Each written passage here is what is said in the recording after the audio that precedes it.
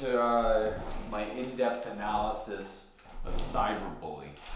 This film is directed by, I think it's Michael Haneke, but you know, not everybody has the mastery of storytelling and emotional commitment that he does. So let's talk about it. So we start the film with, I think her name's Whitey, and Whitey is on her computer. She's talking about how somebody is dumb and can't spell hideous. Now, spoilers, I'm going to spoil throughout this. I'm not going in order. I'm not like that. She ends up getting cyberbullied, as the title would suggest. Right? So, she starts the movie with bullying some kid, but it's not like to your face bullying, which is the bad kind. It's like talking shit behind somebody's back bullying. Alright, so now throughout the film, the mother is basically the preacher to the audience. She tells us cyberbullying is bad, you should pass laws and govern the internet, and you should also teach kids that free speech is a bad thing. Because throughout this movie it becomes very clear that free speech is the antagonist. You have everybody who's portrayed as an asshole uses the First Amendment as their defense. It's the same thing with the safe spaces and trigger warnings. Like, it's not my fault you're getting triggered. What do I look like? It's not my job to tell you whether or not I'm going to talk about the number 7. It's not a trigger. Jesus Christ. It contains very few people of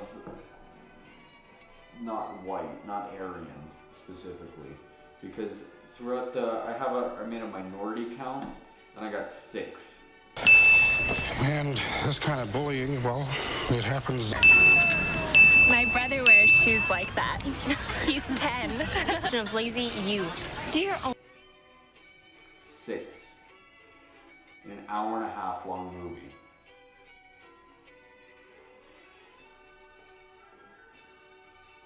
6. No, I'm not one of those preachers talking about how the Oscars are too white or whatever, because you can go through those and there's not a bad performance in them. I mean, like Eddie Redmayne got nominated and I hate looking at his twerp face, but that's beside the point. And like people were saying that, what's his name? Jaden Smith's dad should have gotten an Oscar, but Concussion was shite. Nobody saw it, nobody liked it. And it's just because Jada Pinkett Smith was the leader of the we should put diversity standards of the Oscars movement, which is bullshit, you know? That's how you get people like, you're gonna have more Benito, ooh, what is his name? Benito Tortellini, I think? I'll fix it in editing. But he won an Oscar for Life is Beautiful, which was a comedy about people living in Auschwitz, which is, as we all know, the funniest topic that anyone can come up with. Jesus Christ. And he won an Oscar for it. Paul Thomas Anderson still doesn't have an Oscar. Stanley Kubrick didn't win one. Not even for 2001. Not a single Oscar went to... I'm beside the point. Okay, so...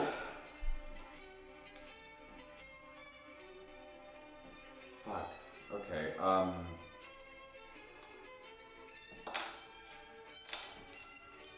yeah, based on the, here's the summary. Let's do a summary. So, you start out.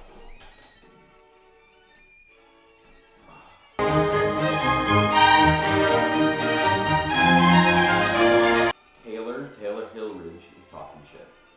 Talking mad shit to her redhead friend. Right? And they're just playing around. Like everybody else, only they cartoonishly take it too far. So they're just messing around.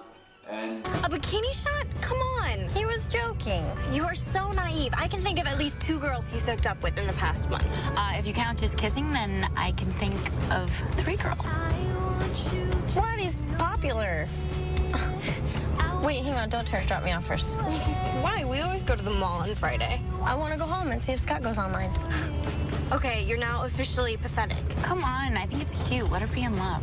It's not love. I'm sorry, but waiting for a guy to type, "Hey, baby, send me a bikini shot," is not love. Well, then what is? Sleeping with a guy the second time you guys go out and then wondering why he never talks to you again?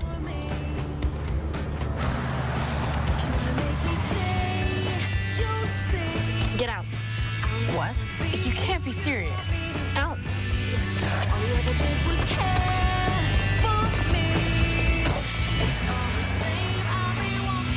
Surprise, it's Taylor's birthday or whatever. Nobody likes her, really. I don't like her. Her mother doesn't like her either, and that's why. So her mother ends up being like Big Brother. She tracks her software. She gives her a computer, which is made by Xbox, which, you know, not great. I mean, if you're gonna make a movie taking place entirely online, basically, you should at least market things. Like, where did the budget go? They certainly didn't have to pay much money to get Emily Osment. Her brother was in, what's the name? Shyamalan Ding Dong's movie, and that's about it. And that's the only reason she was cast. She's not a good actress in any regard. She's no Kate Blanchett or Megan Fox. She's not good at acting at all, to repeat myself. Okay, so we get a couple scenes where they establish themselves as very old friends by doing the Attack of the Clones thing, where rather than show us that they're old friends, we instead shove it in your face, right? So they're like, haha, remember when this happened? We're not gonna have a flashback because that'd be too different. This is for TV. Teen girls are gonna love this either way. So, what else? So, yeah, Lindsay is a savage, right? Lindsay is the bad guy. The bad guy. The bad guy is, what's his name? Thomas Jefferson for inventing America and the Constitution. But, what else? So, her dad leaves messages and she doesn't answer because he's estranged from them, which, I don't know, you could have just said he was dead. If he was dead, he would have one less line.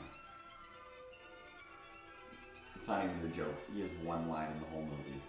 The whole time they're talking about, I miss my dad, I miss him, and he's such a tiny plot point. It changes nothing. It'd be the exact same story if her dad was dead instead of in, I think it's Washington, with like a, what? I think he said a 20-year-old. Oh, that's beside the point.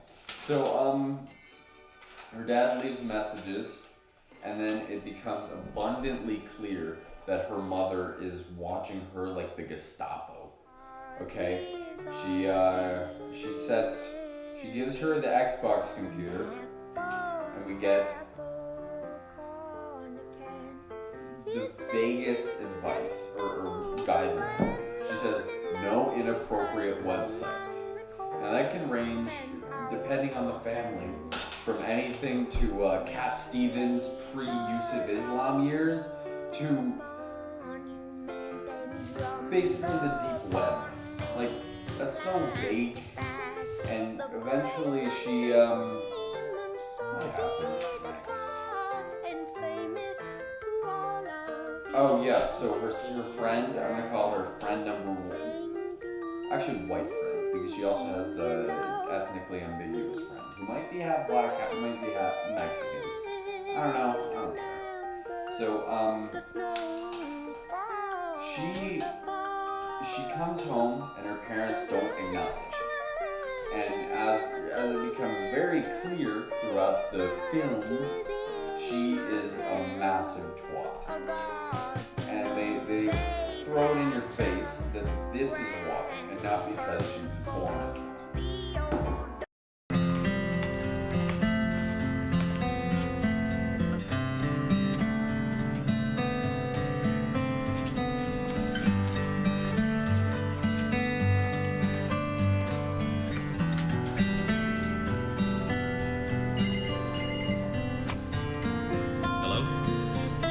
calling. Listen, I'm looking over the numbers, and what you gave me online.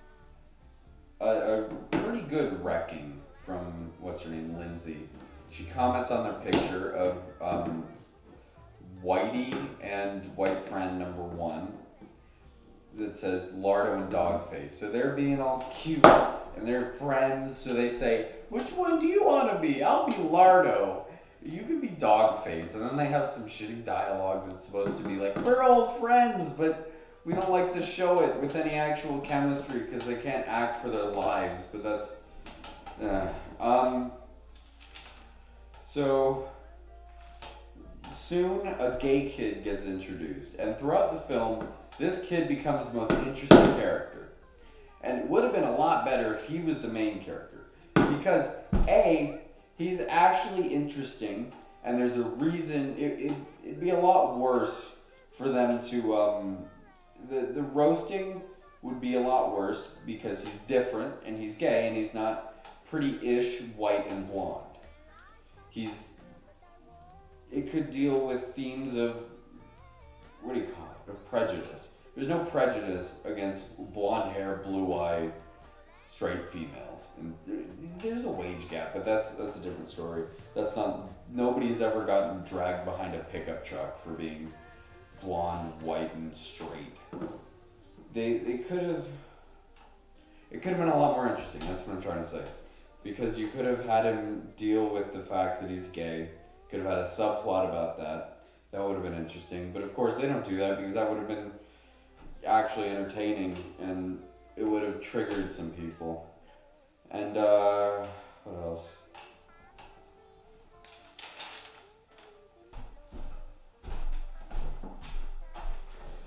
Alright, so back to the gay kid. It soon becomes clear that he has the dangest puns. And he is my favorite character, as I said earlier.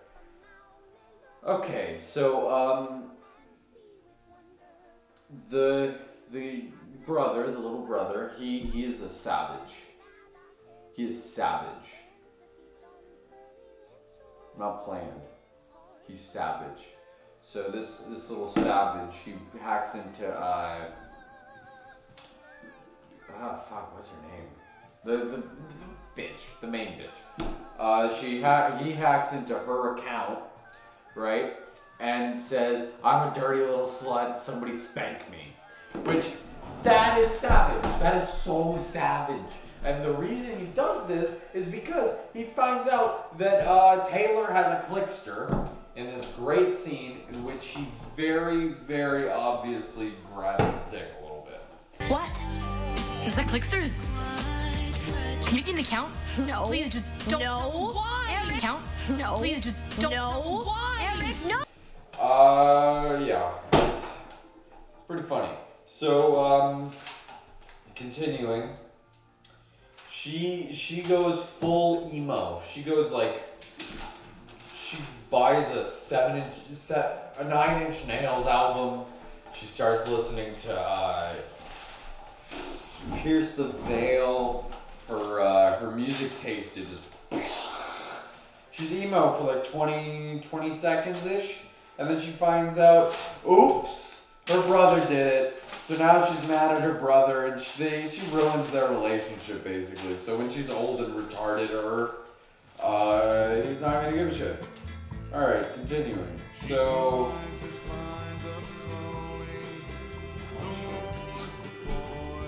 So she talks to the gay kid, and the gay kid is like, I know what discrimination is like. People saying this. I'm not gonna. Faggot! I'm not gonna use that word because this is on the internet, and some SJW is gonna find it and say, you didn't put a trigger warning! Because, you know, there's people who are attracted to my account.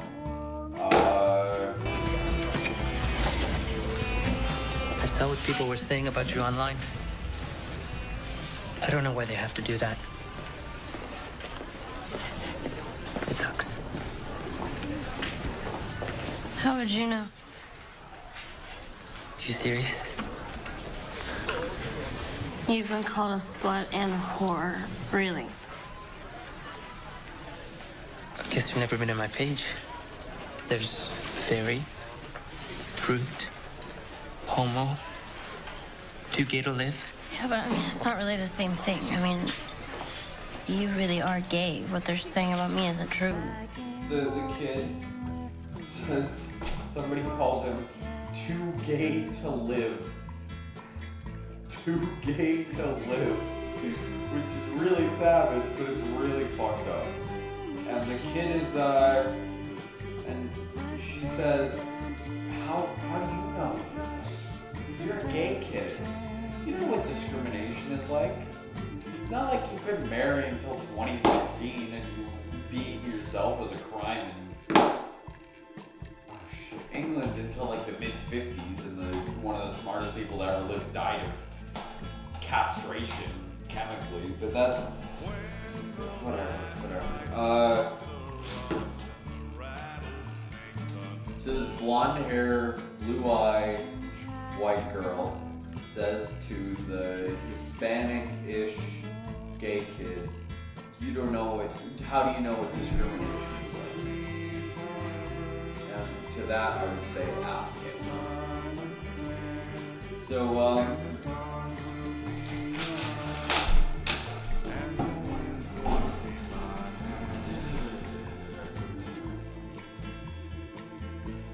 So then we already met the love interest, I think. I'm not watching this while I'm doing it. But the love interest, I'm gonna call him Statutory Scott because he is 45 years old and he's playing a high schooler. So either he redid 5th grade 13 times. Yeah, 13 times, or he's just really badly cast. So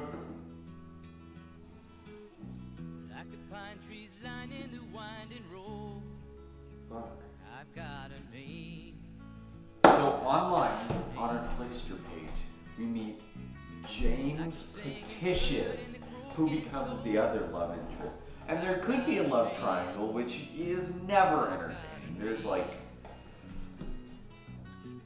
I'm trying to think of a good one, but I can't because there aren't. Well, it's like Paul Thomas Anderson that did it.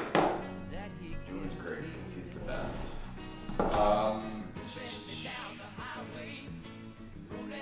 So James Petitious, which is the fakest name anyone has ever heard. It's so fake, and Lindsay is so Taylor is so retarded that she buys into it.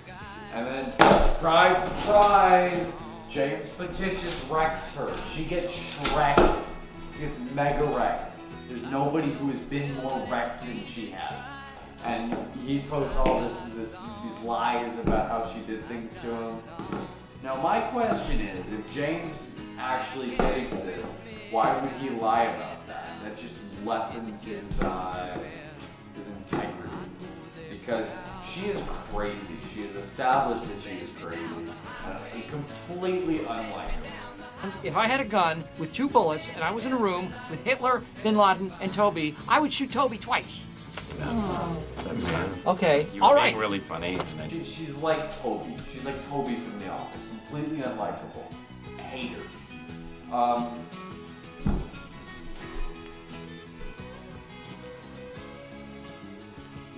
Yeah, so it becomes very clear, unless you were dropped on your head or lived under Dwayne Johnson for the first couple of years of your life, that the redhead-ish girl did it.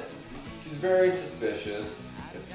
Her eyes are darting everywhere. She's like, no, best friend wouldn't do that to me. Why would I do that? I didn't do it. So then we get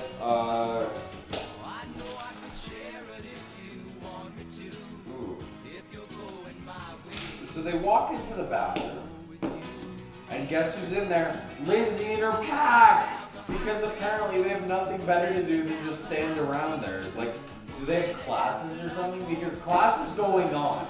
She has to go to the bathroom, she goes to the bathroom, and they're in the bathroom. So, unless all 6 of them got a pass at the same time, which takes a lot of coordination and a lot of luck to do. Or they don't go to class and they're just gonna end up like Xander Smith. Yeah, go to class, Xander. What's next? Oh, Uma Compton makes a cameo.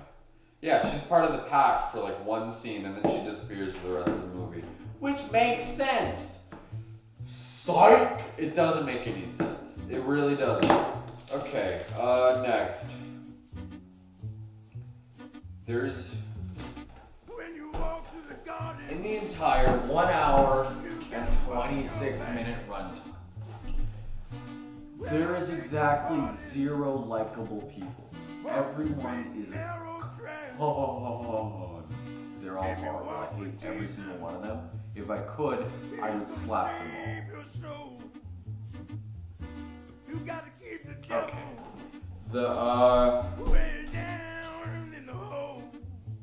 So earlier in the movie, they're in the car together, right? So Lindsay or Taylor says to the redheaded one, "How do you know what?" Okay. So she's like, "How is this my fault? It's not my fault. It's not like I'm a bitch to everybody around me and completely alienate all my friends." Which she does. She absolutely does. She's trash. So it's 100% your fault. And her mother then proceeds to victim blame. It's like, well, how could you do this to yourself? Look at the way you were dressed. You were asking for it, right? So I don't approve of persecuting people for cyberbullying because summarizing it in one noise would be, "Wow, I couldn't close the computer." I've never been cyberbullied because I'm too savage for that. And so I don't have any personal experience. I guess I should check my privilege because, just because something hasn't happened to me, that makes my opinion invalid, right? Yeah. Don't pay to temptation, for his hands are so cold. You gotta help me keep the devil. Here we get. Way down in the hole. Down in the hole. The best plot twist I've ever seen in my entire life. Y'all think I'm playing, but I'm not. It's not The Sixth Sense. It's not Funny Games. It's not, what's the other one? It's not The Master. It is definitely not even The Usual Suspects compared to this. Kaiser Soze ain't got shit on this. Alright? And I can tell you for certain that this movie tops Citizen Kane's twist. Alright? It did it better than Citizen Kane. Okay? Turns out the redheaded one did it all! Yeah, I know, your mind is blown, right? Yeah, I'm not one to talk, because, look at that. But he sounds like his name should be like Jimothy Peckerwood or something. He's like, "Hello, this is the law office of Jimothy Peckerwood. Please leave a message and have a great day."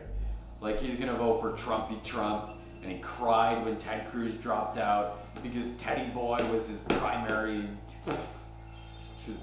Republican Party is garbage. But this isn't a political anal cyst, this is a cyberbully anal cyst. And I call it an anal cyst because it fucked me anally. So the mom and the principal have a conversation. And it's like the scene in the excellent film Black Dynamite when they're, I'll just show it.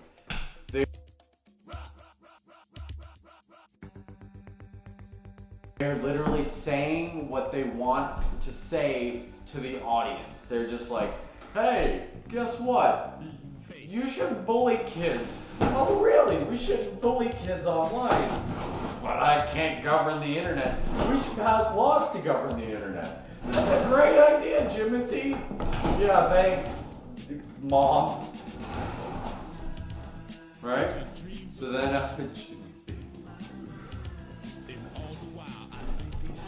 she's getting cyberbullied pretty hard. And she decides, you know what's the best idea right now? I'm just gonna open up my computer, the source of all of my problems.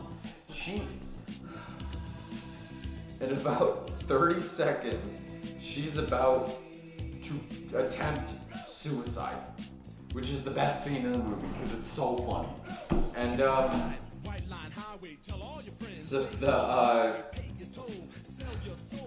she still logs on. She needs to turn down the chromosomes. This one goes to 11. All right, so here it starts to happen. You start to get this thing where Michael J. Fox is holding the camera, and it's just like, right? So then we hear Scoot say, "Oi," and he hears a boop. He starts speaking Canadian. All right, so then it happens. The song comes on. I'm never gonna forget this song because no matter how many times I've watched this song, it always just starts the laughter. It's "Breathe Me" by Sia, right? I think it's this one. Whenever you hear that, you know something hilarious is about to go down. Except if it's at the end of 6 Feet Under. Which I met the writer of that show and True Blood, but that's beside the point. Anyway, I'm great. Then we get this. We all know this scene. I've told people to take the cap off already. She doesn't know how to open up a child box.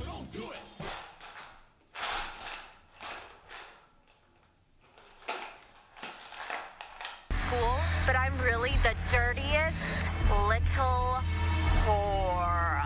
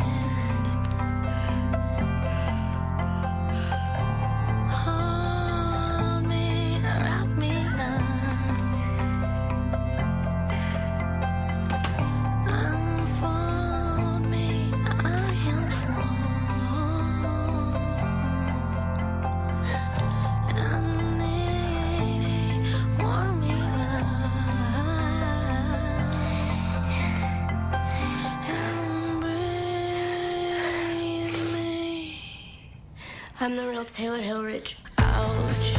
I have lost myself again.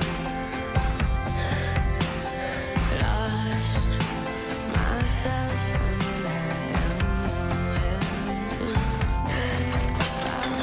I think that I might break. Lost myself again.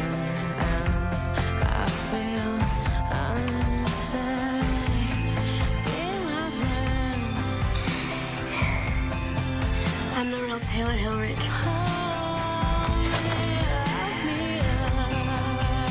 And I don't know why everybody hates me so much. But maybe I do. Because now I hate me too. And right now, I really don't see the reason for trying. Or for talking. Or for breathing. Just done. So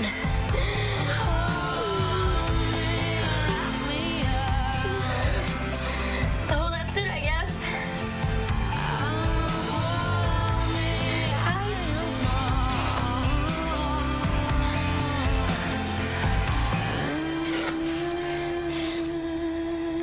Pick up the phone, Taylor.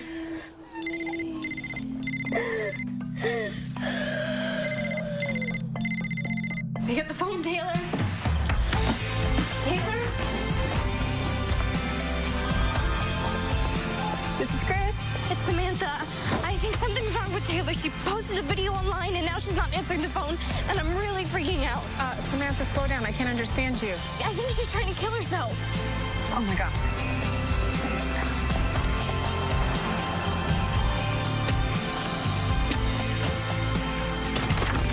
Taylor? Taylor? Where's Taylor? How should I know? I'm grounded. Taylor? Taylor? Taylor? Taylor?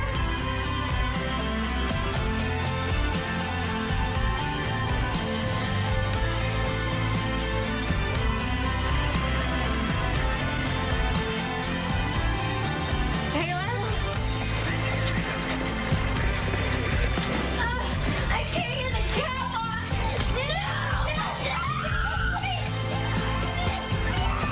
Taylor?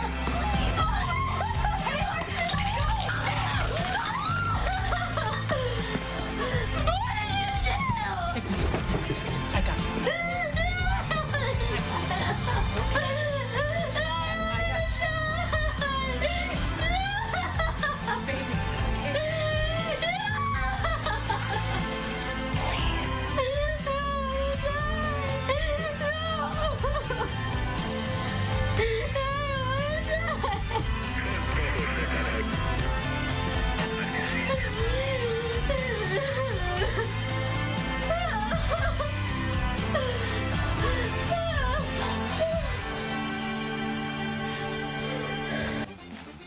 I could have killed myself like 6 times in the time it took her to open one of these. Long story short, she's garbage, okay? So she takes the cap off. She at least attempts to take the cap off. And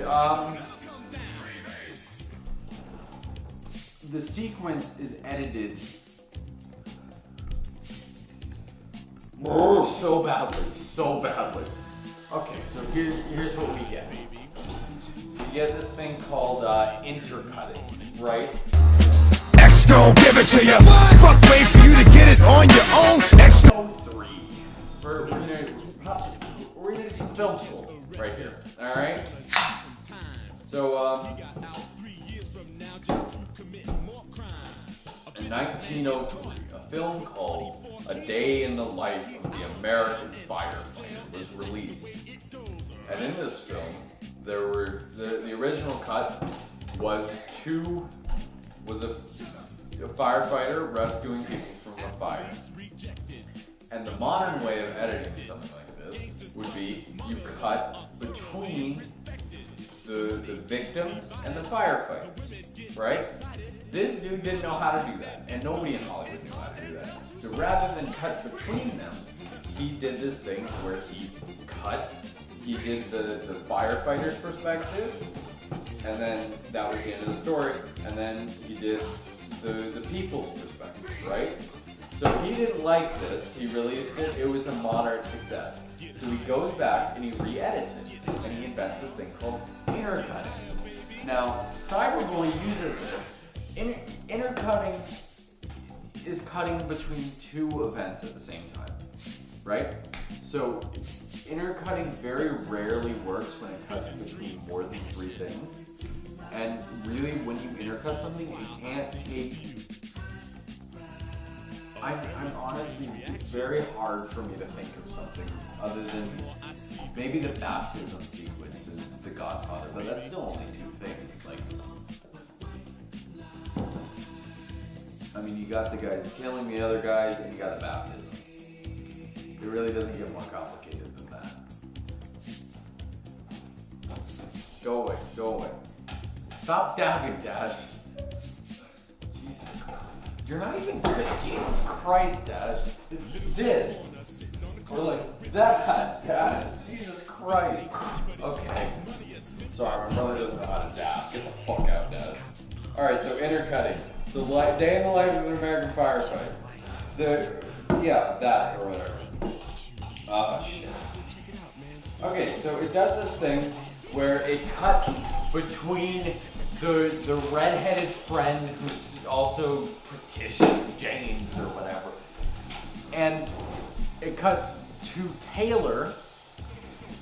Okay, so James Pretitious, she's watching the video that Taylor makes when she's about to kill herself, and she's like, "Look at me, I'm the real Taylor Hillerich or whatever. Go fuck yourself." So while they're doing that, it cuts to the computer screen, then to Taylor, then to the redheaded friend watching it. Now I don't know about you, but that's very confusing. I have no problem with confusing. It's Next to You, New York is my 8th favorite movie, or 9th favorite movie. It's one of those two. It's excellent. I love it.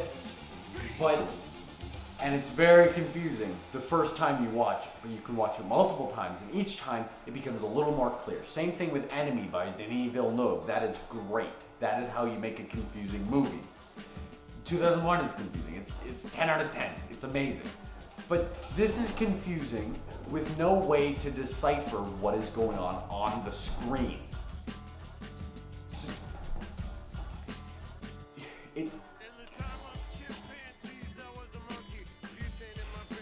It's just such a confusing sequence. It's so confusing.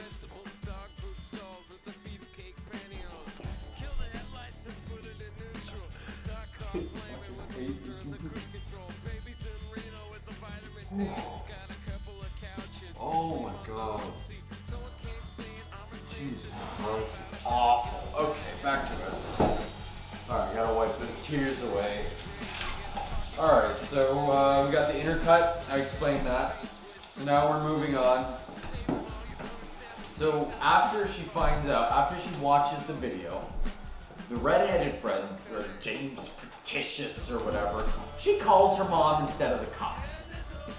So if you find out your friend is about to kill herself, if she wasn't so dumb, she couldn't do that. Like, Jesus Christ. That. It's that. That's Jesus. I'm not okay. That's the end of taking caps off the thing.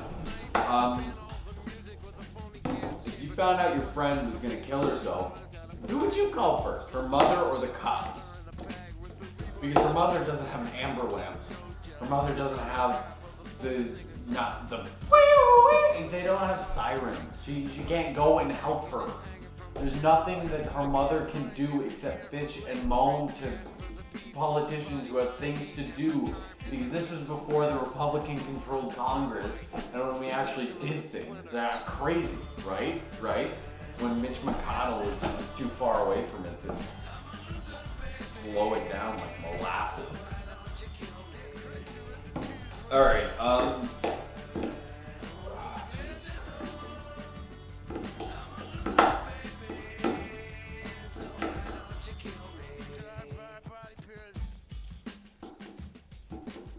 so, while she's on the phone with her mother, she's speaking in about this tone and at this speed. Did you need me to slow down? I didn't need you to slow down. So the mother was like, whoa, slow down. I can't understand you. Because the script was written by somebody who's a little bit empty. It was written by Rose Gilson. Okay, so,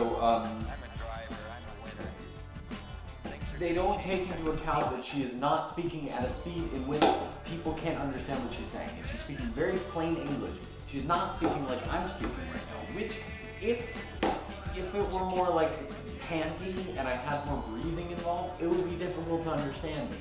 However, this is not how she was speaking. She was speaking very clearly and with very proper diction. So the mother could understand her completely, but the script failed to take into account that people sometimes do not speak at the speed that they need to, and they have this thing called a second take. Yeah. Alright. So, this scene, throughout the whole movie, they use handheld cam. I'm not a fan for handheld cam, but people use it very well. You have Michael Mann in Collateral, that whole nightclub sequence that is shot very well. What's his name? Lars von Trier doesn't have budgets because he's a Nazi and nobody likes him. Okay, I'm a Nazi. Completely different note. And he, throughout Antichrist, uses a tripod like maybe once or twice in the dream sequences, and with like the Chaos Reigns Fox. But it's like Lars von Trier shot it without a few chromosomes. So he's like that, you know? And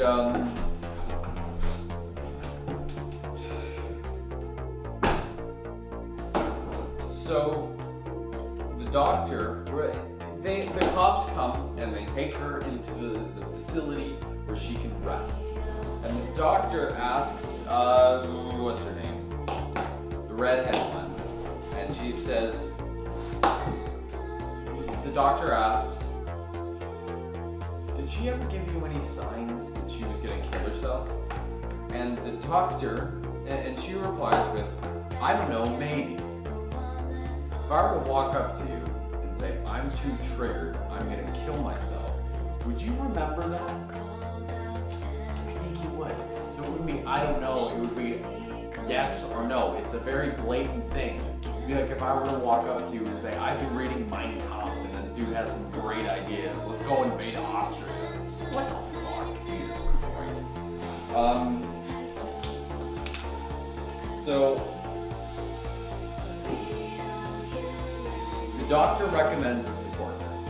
And the support group scene is very funny, but it does not yet happen. When it happens, it's great. I'm just kissing an asshole and it's exploding. So, the doctor... I've talked to Taylor, and I'd like to keep her overnight. Make sure she's stable. You can take her home in the morning, but you'll have to keep a sharp eye on her. I'm keeping her out of school for the next week, and I'm taking a week off of work. Good. If she starts talking about harming herself, you can call me. This is an appointment card for her next one-on-one session with me. And this is a teen support group I run. Meets twice a week. We talk about assertiveness, bullying, other things. I think it might help her. And finally, a prescription for a mild tranquilizer. 1 tablet every 6 hours for the next few days or until you feel her mood is evened out. It'll make her want to sleep, but that's a good thing. I'm doing such a great job on my own. Taylor mentioned your divorce. I'm sure that's a factor, but being bullied online, that can push a kid over the edge. Now, in this line that I have just displayed for you all to see, the doctor implies that being cyberbullied is the traumatic equivalence of being gang raped. Does that make sense? It doesn't. It doesn't. It's like saying that atom is about the size of the Earth.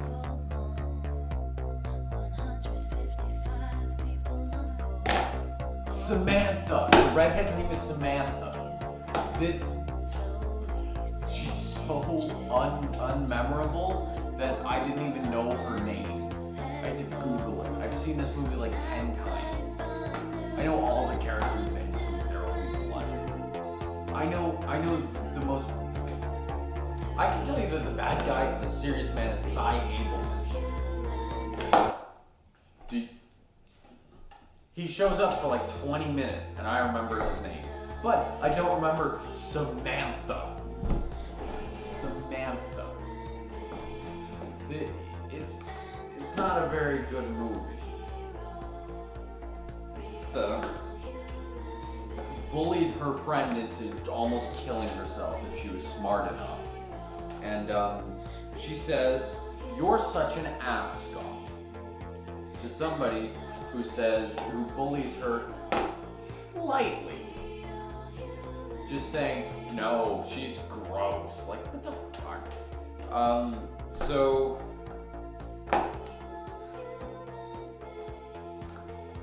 it becomes clear when the mother approaches the congressman that the bad guy of the movie is not Samantha. It's not Lindsay.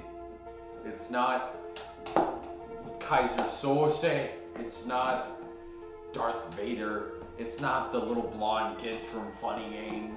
You know what it is? It's the First Amendment. It's my third favorite amendment. Okay? The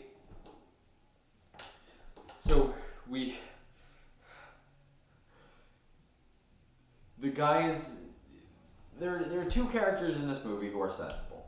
One is the congressman, who is just shown at about this time. And the second one is Lindsay's dad. They both say, it's not our job to govern the internet, which it is not. It's absolutely not your job to govern the internet. What goes down on the internet should be separate from what goes down in reality, okay? A dude can get put in the same cell for downloading I don't even know, cachet off of the internet because it doesn't have a Blu-ray release in the US, and he can be put in the same cell as somebody who shoots heroin into his eyeballs, okay? That doesn't make sense to me, but that's beside the point. So she, after she gets released from the hospital, she goes home, and in her bed, she picks up her computer.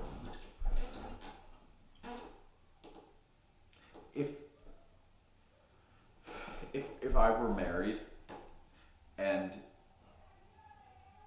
I were beaten by my spouse, I would not go back to him or her. Most likely him if I just found out I was gay all of a sudden. I would not go back and be like, here, beat me some more. That's exactly what she is doing. It's just, that's the solution to your problems. She's like a battered housewife going back to her husband. She's like, what's her face? Oh fuck, what's her name? Sharon Stone in Casino, going back to the drug addict. Next, she drives to the support group.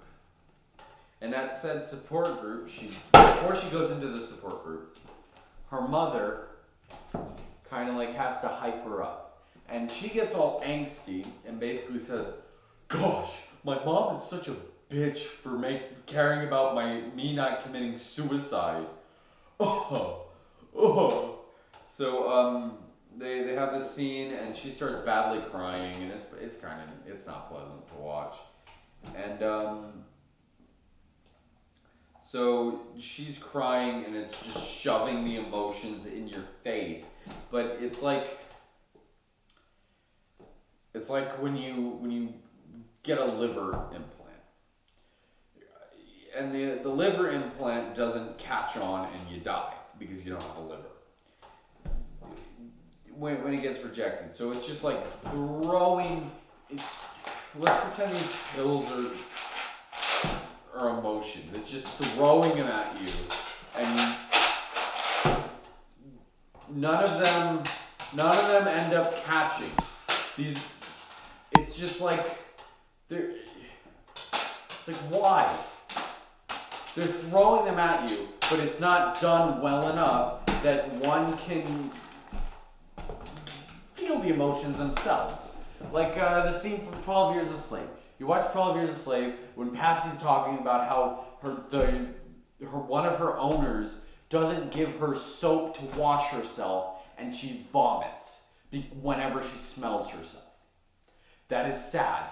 That's legitimately sad, the way it's portrayed. And watching, what's his name? What is his name? He's so great. It's like Chiwetel something. watching his performance while he's being forced to whip his friend because Michael Fassbender doesn't have the balls to do it.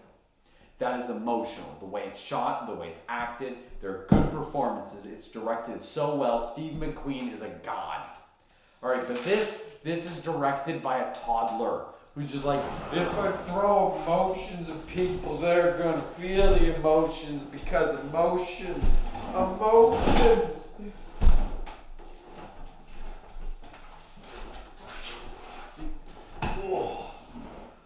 I have no problem with emotions. Synecdoche, New York is a movie entirely about emotions. That's my 9th favorite movie. Empire Strikes Back gives you the feels when Luke sacrifices himself without the no, which is bullshit. Fuck you, George Lucas. Okay, I'm losing track of this. So, throughout the movie, in my notes, I just noticed this, but it's everywhere. They do this thing where between every scene, they cut to black for like 3 seconds. It triggers me so much, you don't even understand. Like they're just doing a scene, and then rather than cut to the next scene, they leave like 3 seconds there. You know, if that's your calling card, not like a oneer like Spielberg or massive group scenes like Akira Kurosawa as your calling card, I'm gonna say that again. Okay. So Martin Scorsese's calling card is Gimme Shelter by the Rolling Stones. Akira Kurosawa's calling card is these massive group scenes directed very well. And everyone has the like the way they act, it's huge. Everyone is huge, the way they move. Spielberg has the invisible long takes, where he, instead of doing like Martin Scorsese long takes where it tracks through a kitchen for 3 minutes, it's like 2 minutes of just a camera going do, and rather than cutting, it gets all the coverage in one take, going from a master to a close-up to a wide to shot reverse shot, right? This dude's calling card is fading to black for like 6 frames. Not even 6 frames. Like 3 seconds. Like, if you took out all the black parts, it'd be like an hour long. Like 30 minutes of it are fades to black. You don't need to do that between scenes.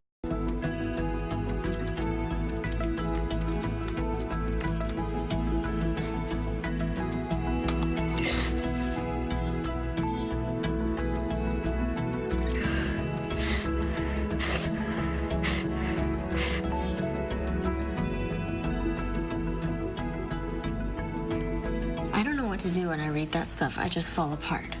It's fine to fall apart for a little while. It's fine to acknowledge that it hurts. But there are things that you can do, things that you should do. Like, print out everything? Yes. You see something negative about you, print it out. Save the evidence. What else? Block them. Block the sender. Or the name you don't want to see what crap they're saying about you. Took me for damn ever to figure that out. God, I never thought of that.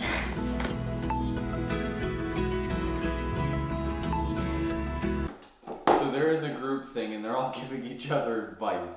And the advice is like, close the computer, block the sender, and then this like, she doesn't even have a name, she doesn't deserve a name. It's the same thing with the gay kid who I love, he's great. And she's just like, sender, it took me for freaking ever to figure that out, you know? So,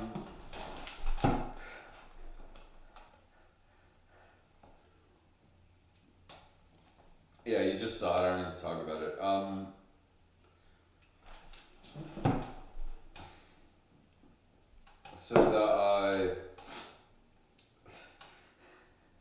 So what's her name? She types into the computer, "Don't you losers with a Z have anything better to do?" And then, My response to that is you have too many chromosomes with a Z. So, the bad guys are the congressman and Lindsay's dad, who end up being... Oh, never mind, I already talked about that. So, Statutory Scott, well, they have dinner at the diner he works, or lunch actually, at the thing he works for, and he mentions his mother like 6 times. He could have just said, yeah, sometimes I like to dress up as my mother and stab Janet Leigh in the shower. It's a Psycho joke, spoiler alert, sorry.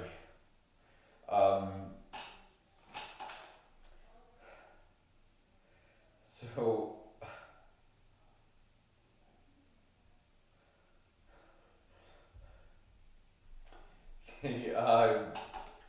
she's like, so what's her name? She admits to it, and they're like, it's okay, you made me try to kill myself, but you know what?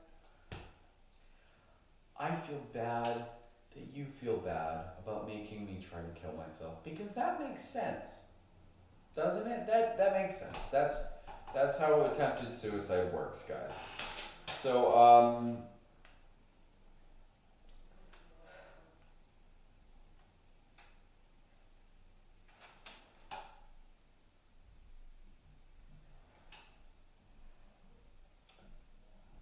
the last scene. It's... I can't even describe it. It's indescribably great. Oh my god. So... Just watch it. Just watch it.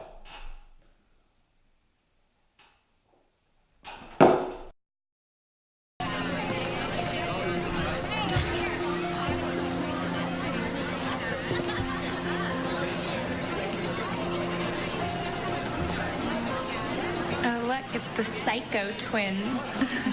Just ignore her. Look where she is. No, I'm not gonna ignore it anymore. Hey, Lindsay. Yeah, I know you think you're probably being funny, but you should know your words actually hurt. And I think you should stop attacking people online. Rare. Get her, Linz. No, she's right. You guys should stop. You're making everyone around you miserable. Oh, the twins are sticking up for each other. How cute. Yeah, because that's what friends do. Why don't you just stop attacking people on Clicksters? Okay, you're making it so no one wants to go on there anymore.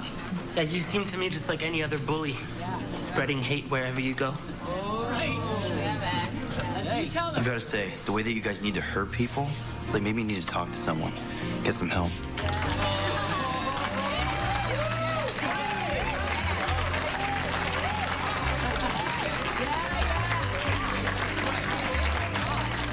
Get out of my face, losers.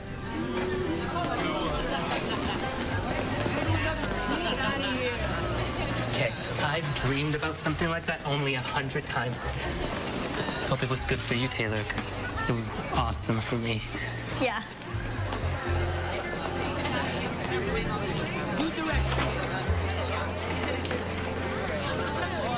Well, you finally stood up. I'm sorry it took so long. I just... You know, things got so intense and It's okay, I know. I'm sorry. Well, I am starving. Let's go get some food. Hey. I'm sorry. It's okay.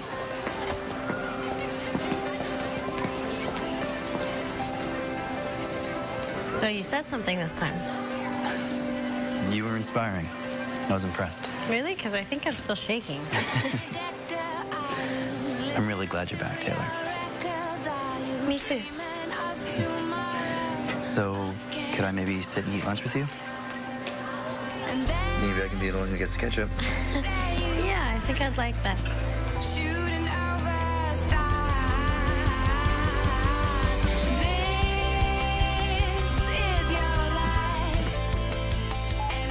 This is Chris. Yeah, hi, Terry Dunley, down at the paper. Just wanted to tell you that I called Senator Evans to get a comment from him about shooting you down on sponsoring a cyberbully bill. Oh, really? Oh, yes. And he said you misunderstood him. Said his staff is already working on a proposal to make a new law that'll make it illegal to harass minors online in this state. And he's talking to the school board to get their input. That's terrific.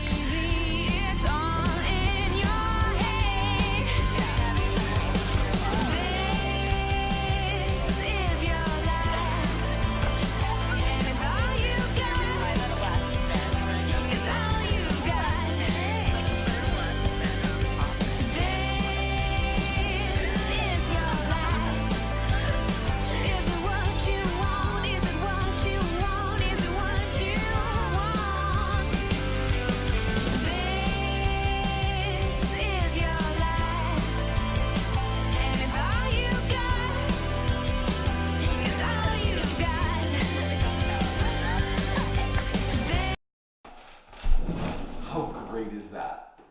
Guys, it's safe to go back on the internet again because I'm afraid of going on the internet of all things. KYS, bro. So, that's the end of my in-depth analysis of cyberbully. Below in the comments, request another movie to interpret. I'm not actually going to interpret this. Well, I kind of did. Here's my interpretation of it. We should... Oh, okay.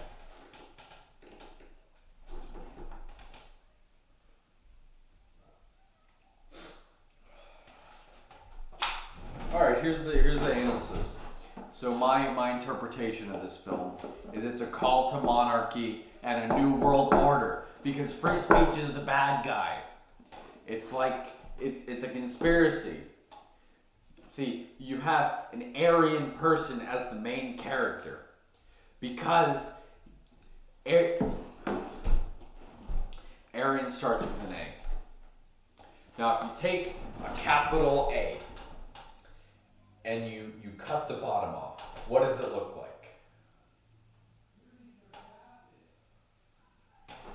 What is one letter that does not appear in the word Aryan? I. So, if you put an I inside the cut off A, that is an I inside of a triangle. Illuminati confirmed. Cyberbullying's about the Illuminati. That's all I gotta say about that.